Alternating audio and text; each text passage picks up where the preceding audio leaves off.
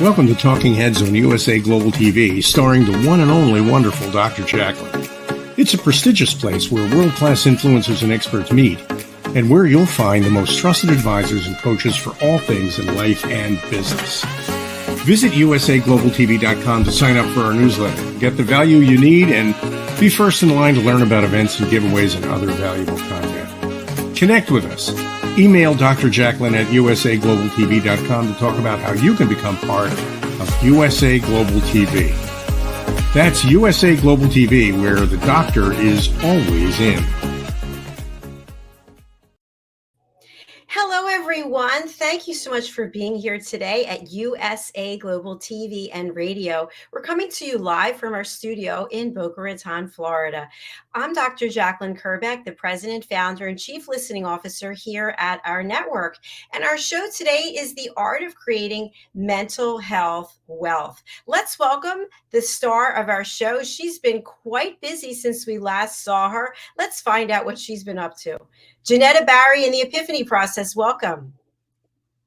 Hello, Dr. JACALYN, and hello to all our viewers and listeners out there. It's wonderful to be back, and a huge welcome to any newcomers to this platform and show today.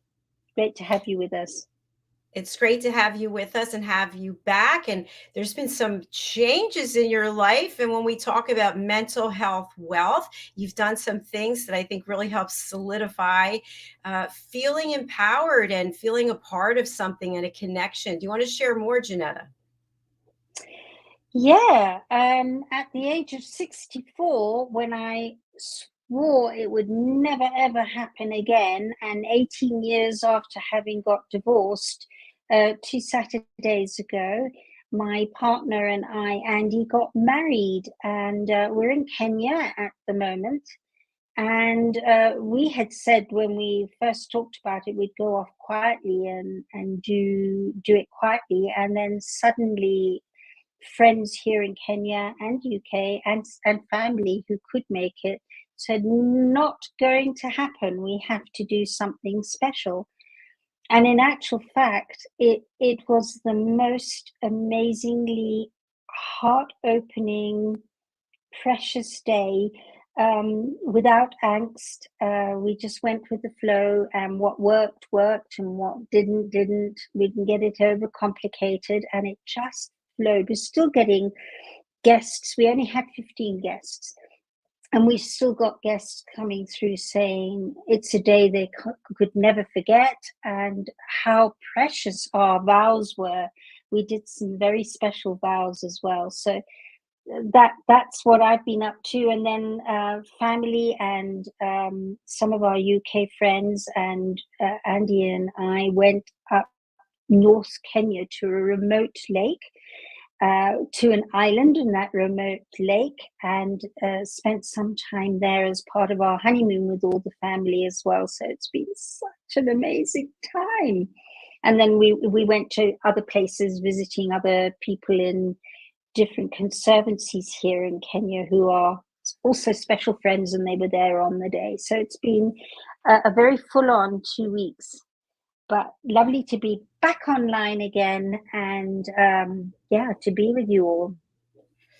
Well, that's brilliant. And once again, congratulations. And thanks for sharing some of the beautiful pictures. It was an amazing setting. And I just would like for you to talk a little bit. I see our guest is backstage, but I'd love for you to talk a little bit about the fact that you said in your opening, this is never going to happen again. I am never getting married again. And we do this, right? We set these limitations and these boundaries. Sometimes it's because of fear. Sometimes it's because we truly believe it. But what can you share with our audience about when you made that commitment to yourself, and then an evolution took place and change came as a result?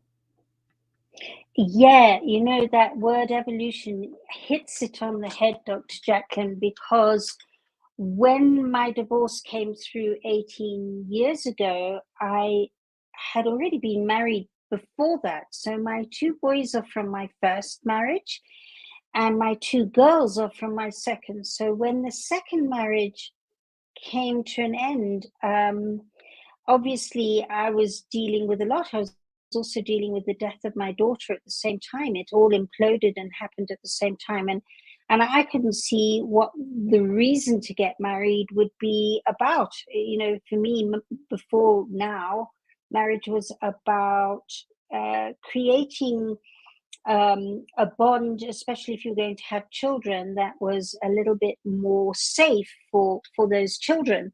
But what's the point at 64 getting married again? And that's where I was, and went through two relationships after my marriage, two relationships, and all of them I was going lovely and nice and pleasant, but no. And then I got to the end of the second one in 2012 and went, I'm not going into another relationship because I need to work on me. It's so easy to say the other person is all at fault, but it's always a two-way tango. And so for 6 years, I worked on me, and all my charges and all my childhood happenings that I had realized so much of my knee-jerk reactions in a relationship came from that child, had nothing to do with that partner and I. And it's also attracting a type of person that wasn't matching up to what would give me that sense of togetherness and peace of mind. And once I felt I had done quite a lot of work, because I never stopped working on myself, even to this day, I still go off and daily work on myself. Once I felt that a lot of that had been addressed, then I started saying, okay, I'm ready to attract the person that's now in my value system that I had got to. And that's what I did. And it's been an amazing journey with Andy. We were stuck in lockdown for 24/7 for nearly 2 years in UK. And if that can't test a relationship, I don't know what can. In fact, if anything, we were just so grateful for each other and not living on our own in isolation. And being able to communicate with each other, for me, in my value system, is the most important thing. And when we're not able to, we're able to do something about it, and that makes a big difference. So when we got married 2 weeks ago, that was there, and it was all in our vow. The vows were amazing. But that's for another time, because really that's a guest I'd really like to have on our show.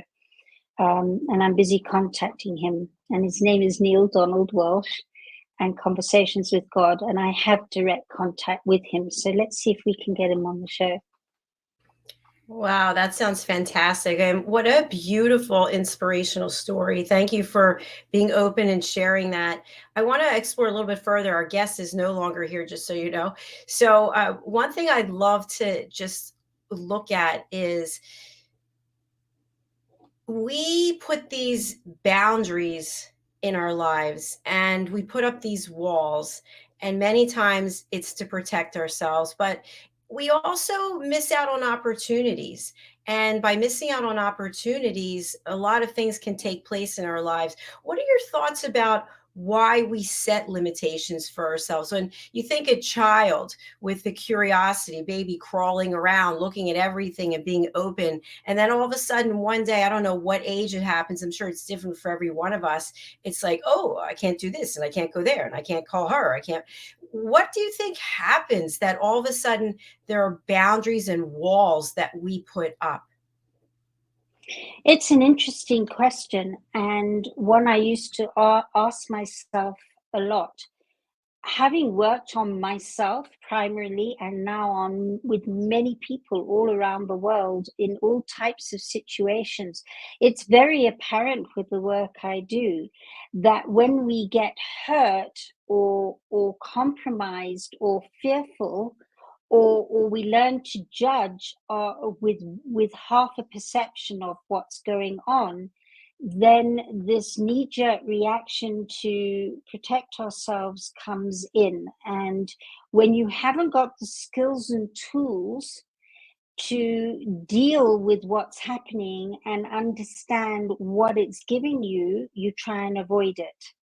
It becomes a void, a place that you avoid. So you avoid the void of or you try and avoid feeling that pain, because by default we're wired to want to feel more pleasure than pain.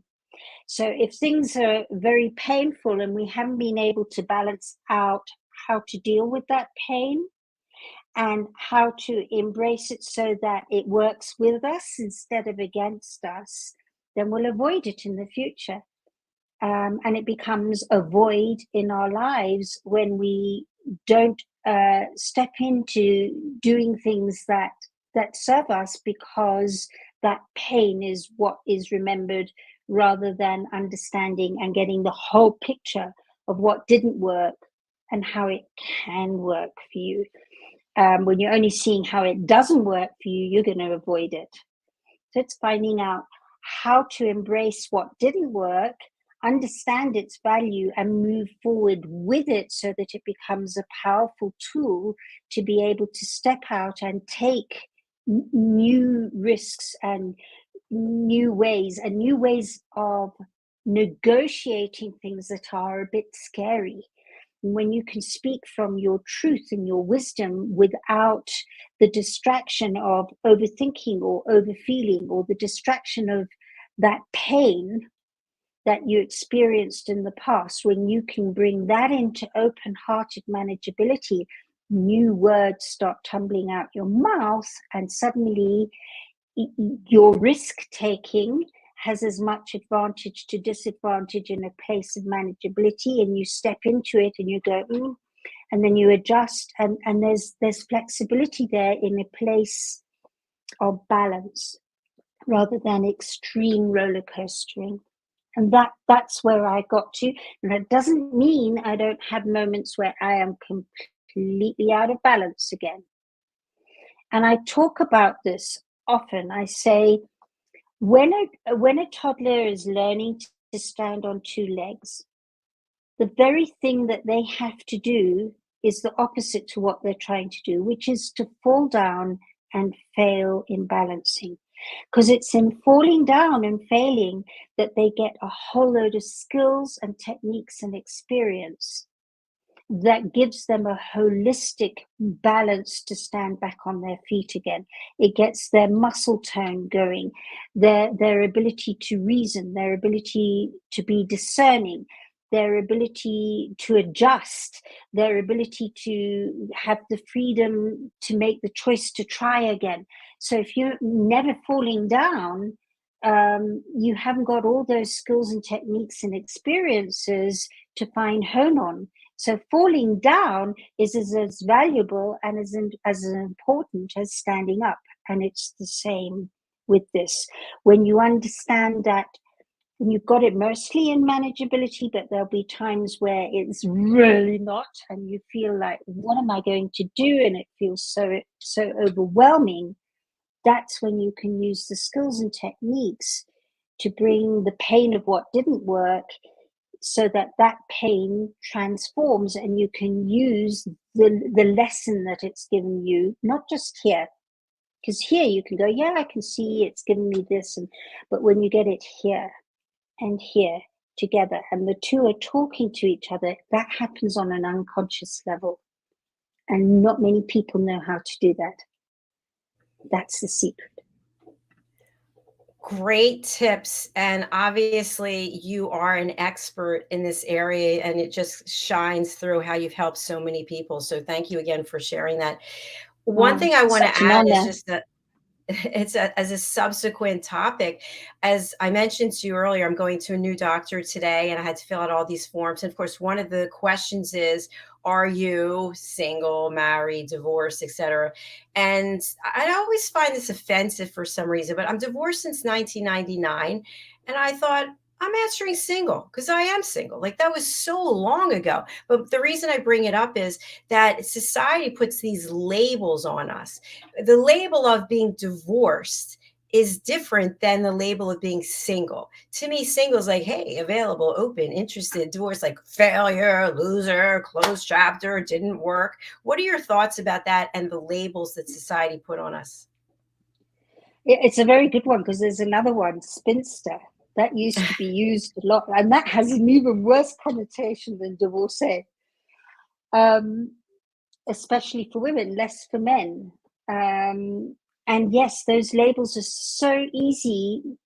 And we not only get given those labels, but we very easily allocate labels like that to ourselves.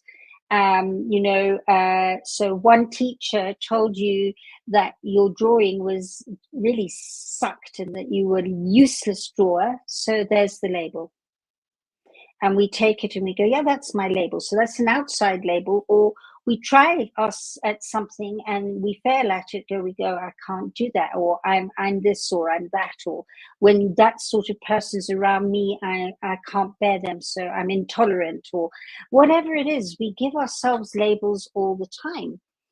And those labels are very useful and helpful on one side, because then it helps us to work out what we are and what we aren't, and what we might want to be and not want to be, and understand where that balancing act is. But when it becomes the label, or the labels that define you and they're non-negotiable, you get stuck. And so for me, I got over those labels of Mrs., Ms., divorced. If they want to know all that, it's their stuff. But it used to bother me as well. And now, I mean, even now, I haven't changed my name. My new name is Miller. And I haven't changed it. I'm still in my second married name, because I was born Warrett, married Steedman, then married Barry. I've been Barry more than half my life, and now I'm Miller.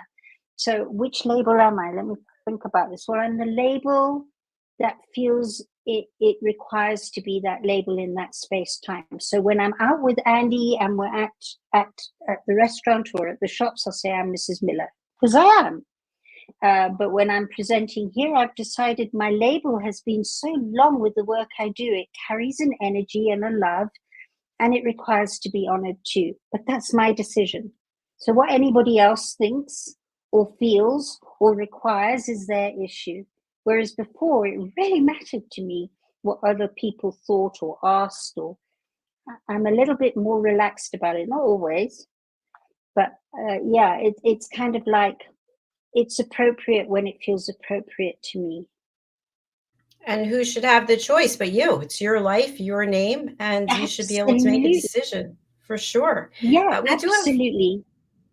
we have a Yeah. comment from one of our dear team members, Roland Friedel. Hi, Roland. Roland is actually traveling through Europe. He's in Spain right now. He's in his motorhome, and he says, cheers from Spain, and thanks for the amazing work you are doing. Thank you, Roland. Thank you, Roland.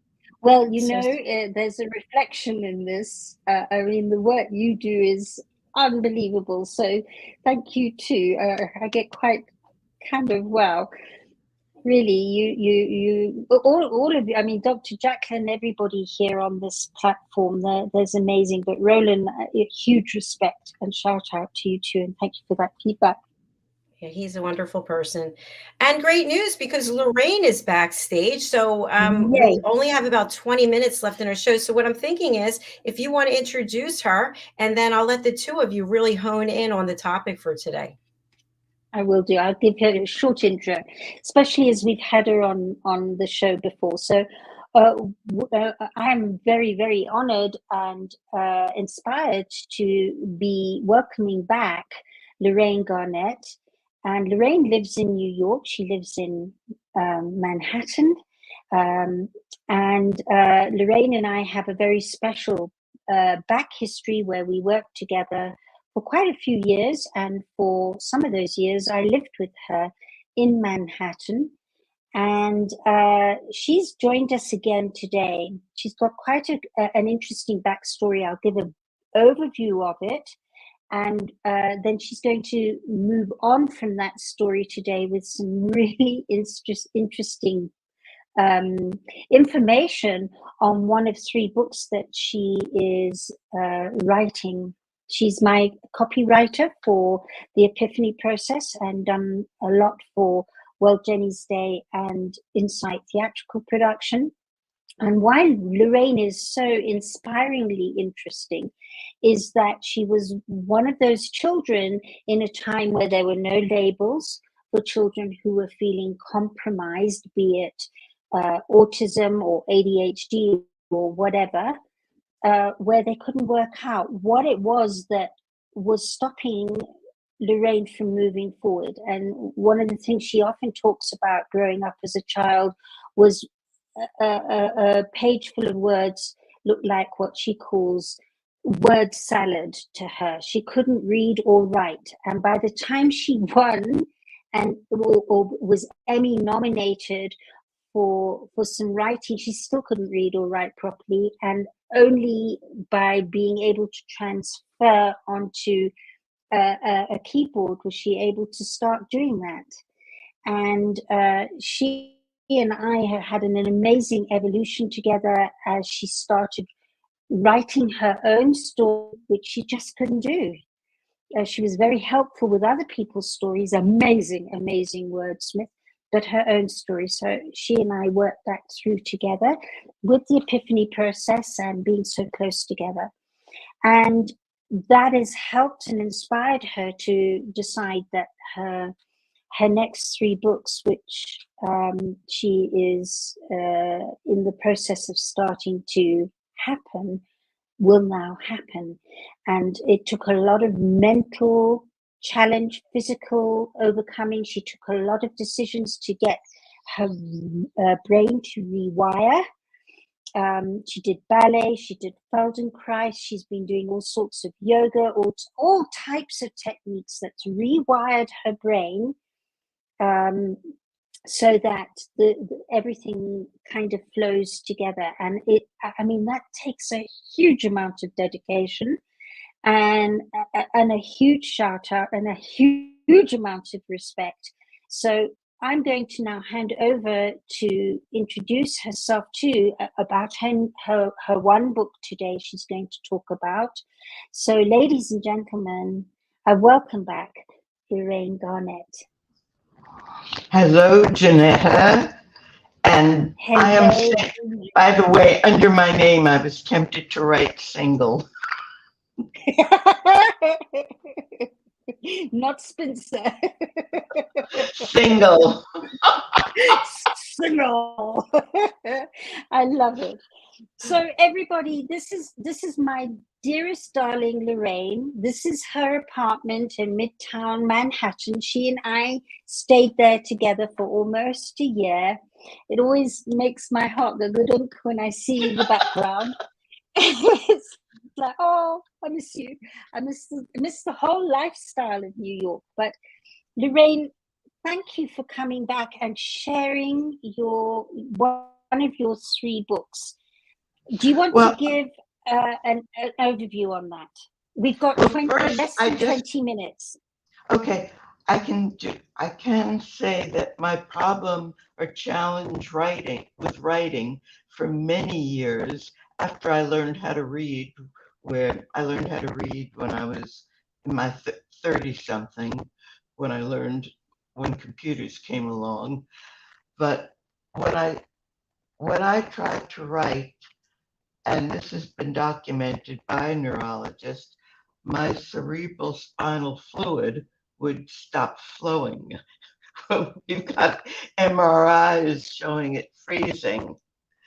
And I had to learn how to use my body differently, find what in my body was causing it, what was I doing, and then how to retrain my muscles, which are of course controlled by my nerves, how to retrain things so it would not happen.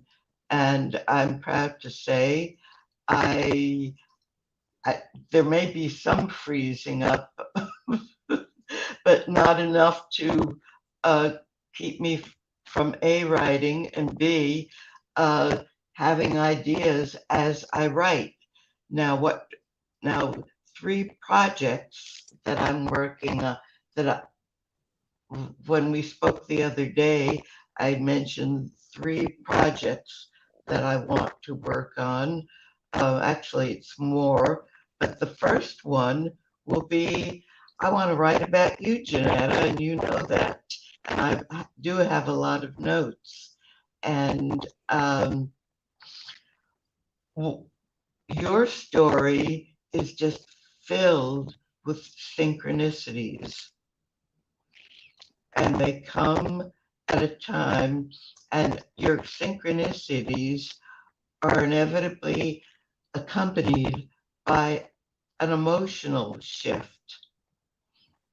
Your book, the book you wrote about your emotional journey healing after your daughter killed herself, it's about being, I wouldn't say, either you were healed by the synchronicities, or as you healed, you brought on synchronicities, but the two always came together.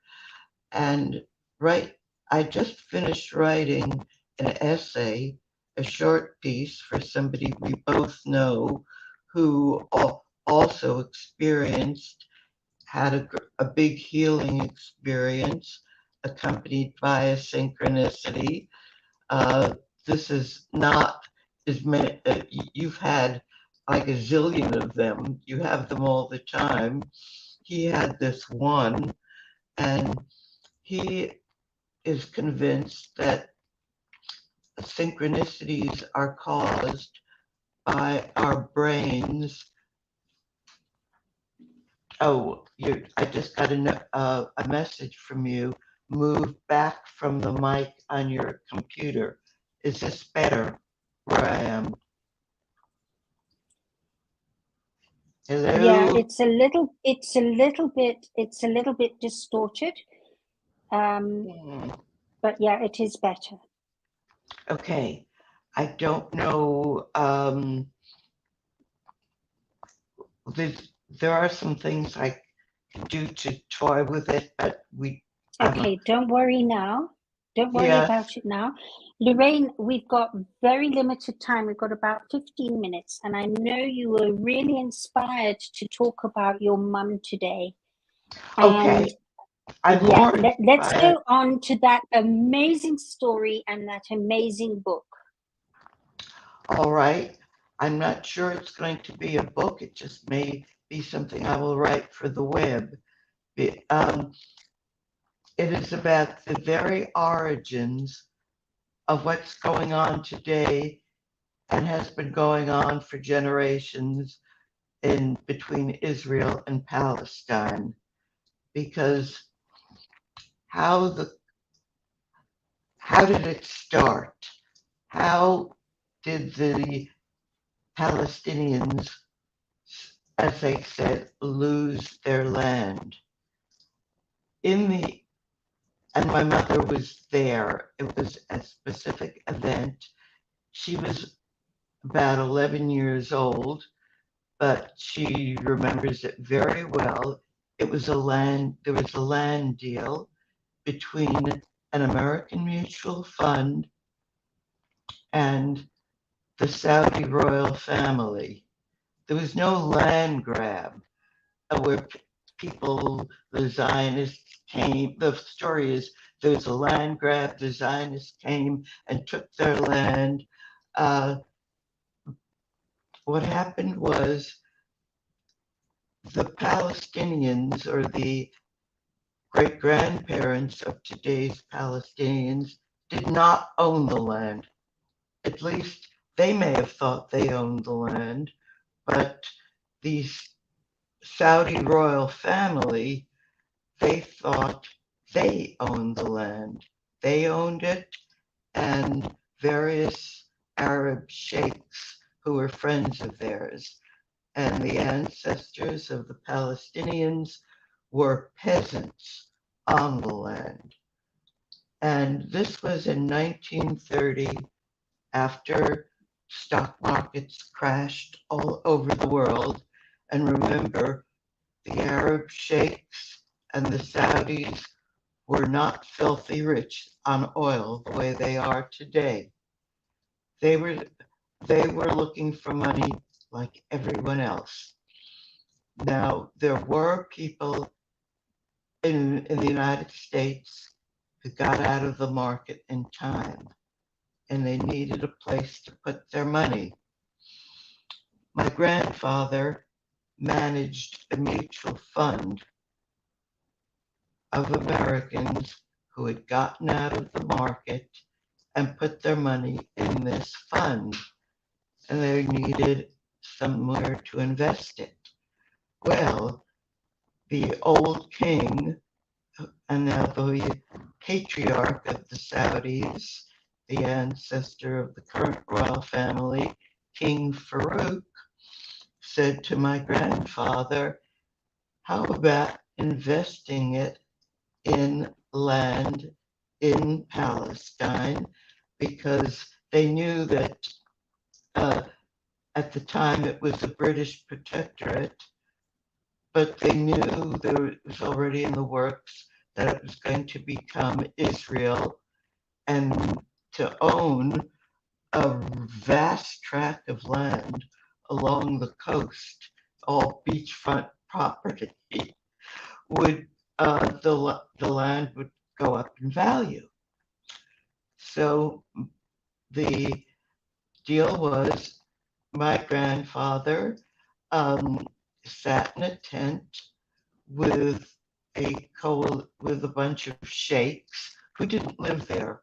They lived in Lebanon and Syria. They were absentee landlords, but they came to Palestine, and my with the under the auspices or blessing of the Saudi royal family, my grandfather purchased a vast tract of land in what is today Israel. He purchased it with other people's money. When he went there, he was wined and dined and welcomed with open arms by not just the sheikhs who technically owned the land, but by the peasants who lived on the land. Now, the peasants who lived on the land, who greeted him, escorted him from the ship, escorted his family from the ship, were his bodyguards, treated him to banquets. They were doing this because they were ordered to do so by the sheikhs, who were their landlords. And then later on, when those Palestinians, they were not considered Palestinians, and they didn't think of themselves as Palestinians. They had no identity. They had no national or group identity. They were simply peasants living or on the land of the their sheikh overlords, who, again, I said they may have thought they owned the land, but the ruling sheikhs, the ruling class, did not think they did.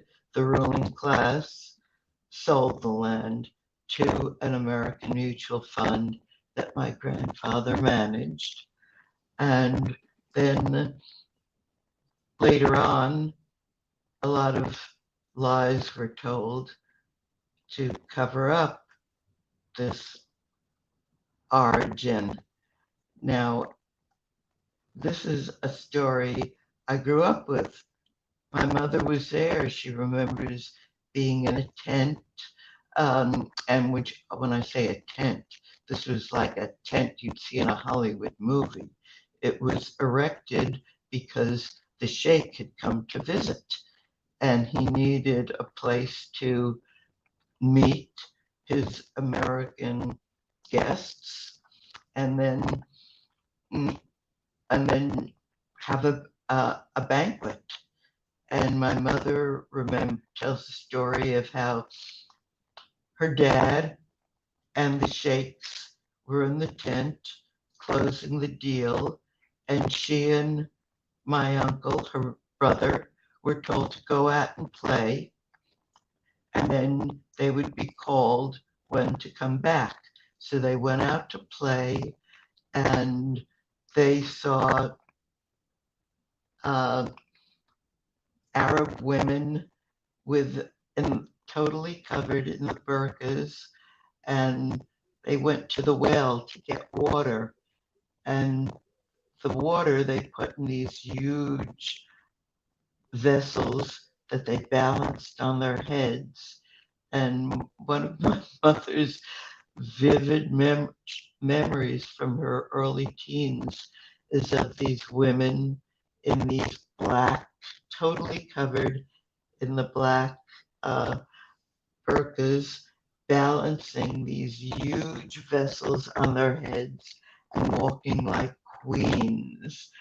Good. Lorraine, you know, I wanted to say to you, what an incredibly powerful story, counter story. And I know that you grew up with it, and you recently lost your mum only a few months ago, and she was almost 100, wasn't she? She was already 102. Oh yes, that's right. She overtook my mum because we were together, and I was going. I don't know if my mum's going to make 100, and I lost her first. So that's true. She was 102, and quite a feisty lady.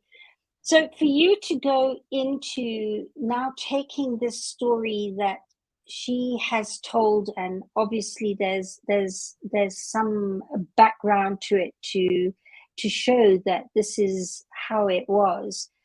In having had the challenge you've had mentally and physically in writing, what do you feel this project will give you in stepping into a zone that might cause quite a lot of controversy? What is it that you feel you can do differently because of what you've been through?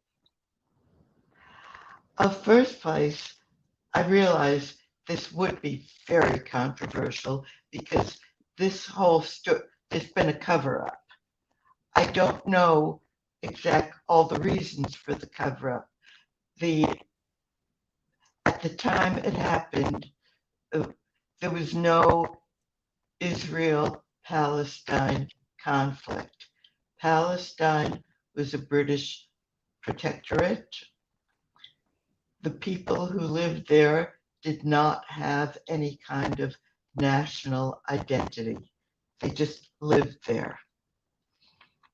There were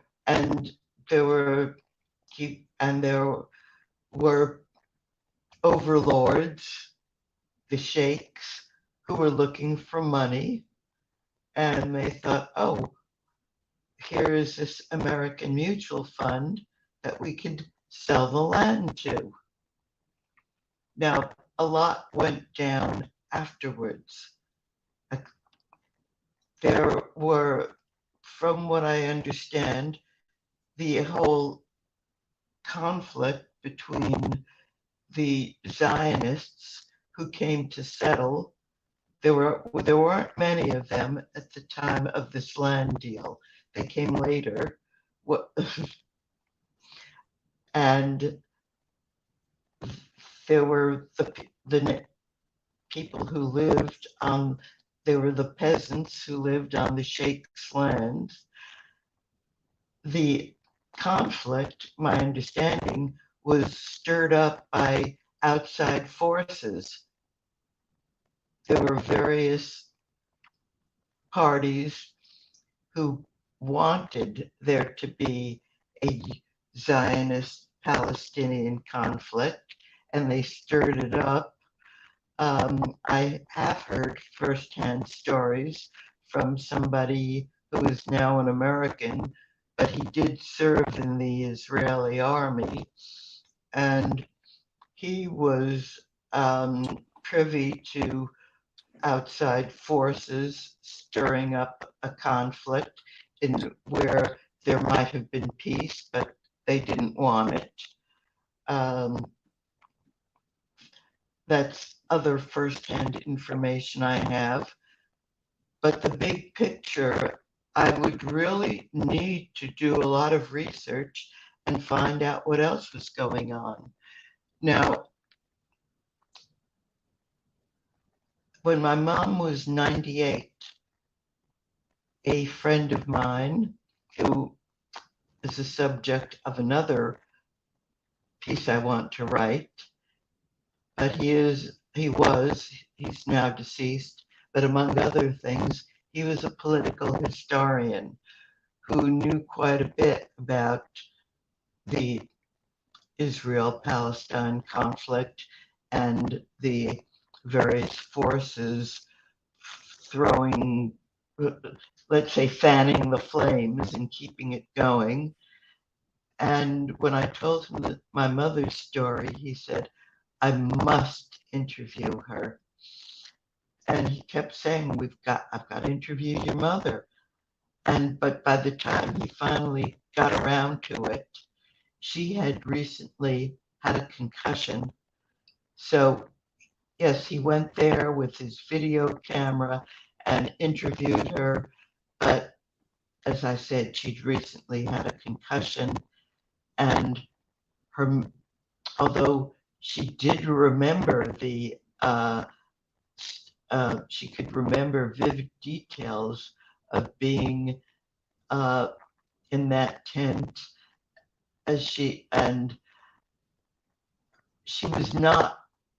she was very disorganized. She could not stay on one train of thought.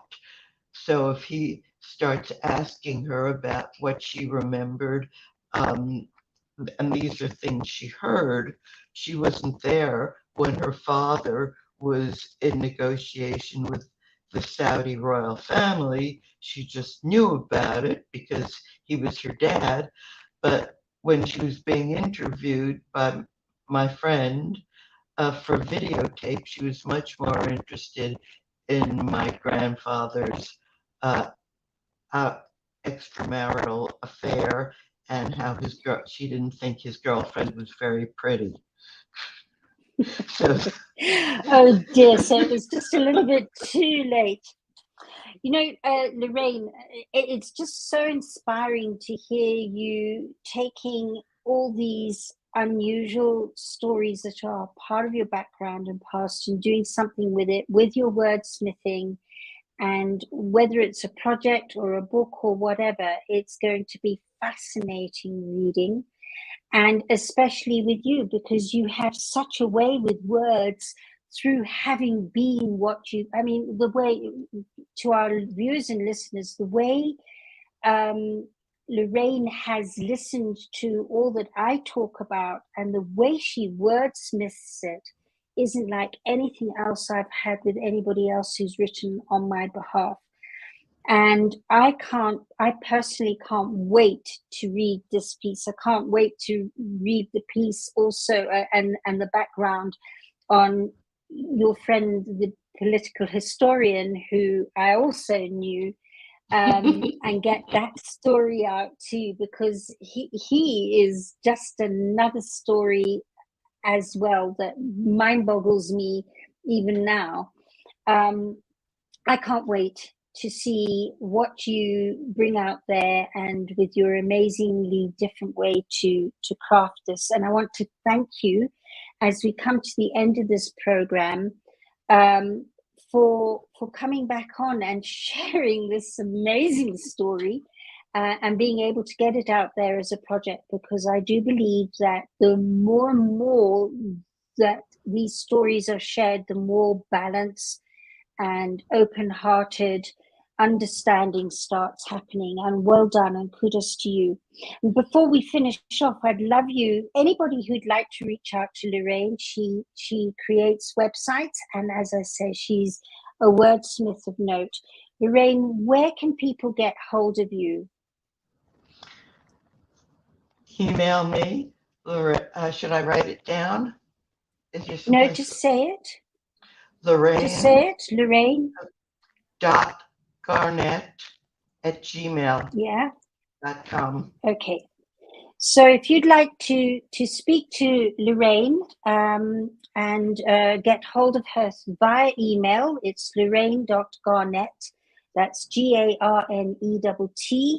@gmail.com, and have a chat with her if you feel inspired to do similar that I have done with her. That would be great. And Lorraine, thank you again for coming back with us today. Dr. JACALYN, wonderful to spend time with you again. I know we're going on, Dr. JACALYN and I are going on to the next program, which is my program I'm hosting, and she's producing from behind the scenes. And that's Talking Heads. And each week we have a different subject, and today's subject is dealing with the fantasies and nightmares of romantic relationships from the lady who's just got married. So if you find that, oh gosh, talking about synchronicities earlier, you go, I'd really like to know more about that. And just to give you a soup song, you know how when you go into a new relationship and it's all fluffy and the heart's going like this and exciting, and it feels like the rest of your life is just going to be an amazing ball of love and laughter and all the things that you love about that person, that you just think, oh, they're so amazing. And for those of you who identify with this, after a while, the very things you were infatuated with or attached to or loved them for are the things that begin to drive you absolutely crazy and you dislike and perhaps even despise them for. So if any of you relate to that, please join us on the other side of this program on Talking Heads. We'll talk more about it then. I'm going to give you techniques on how to bring that relationship into balance, or any future relationship you might be looking to step into. And again, once again, Lorraine, lovely to have you here. I can't wait to work more with you in the future. Dr. JACALYN, thank you for producing behind the scenes today. As we end off today, and I'll see you in this space this time next week, as I send you lots of love. Bye. Bye-bye.